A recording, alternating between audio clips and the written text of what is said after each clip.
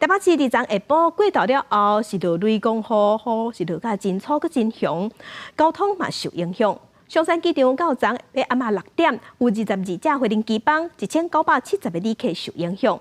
那台北捷运的文湖线嘛，因为雷公雨的关系，号志系统出现故障，文湖线伫雨上介粗的时阵，捌停驶41分钟。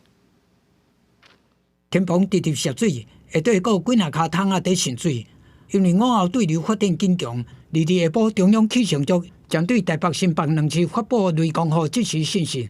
毋但外口落大雨，松山机场内嘛落小雨，民众感觉有损国家形象。真的是有点那个哈斯卡西，就是有点那个不好意思啊。但是这个建筑物本体真的很旧，所以看是不是有办法把那个防水部分再加强。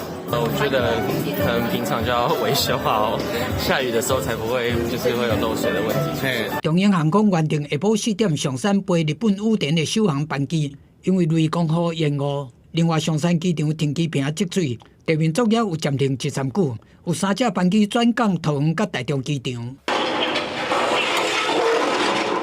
捷运站务员紧急关出入口打广告。台北捷运文湖线哪像是单位讲影响？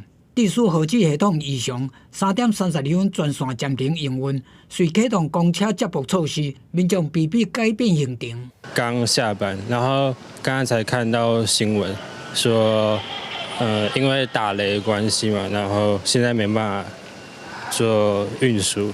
觉得这个天灾没有办法啦，我觉得可以理解啦，他们也都很尽力的在处理了。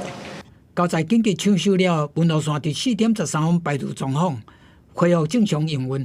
台北捷运公司提醒民众，然后中途提早出站，也是已经入站无上车，7天内会当到任何车站办理退费，也是改正电子票证资料。记者综合报道。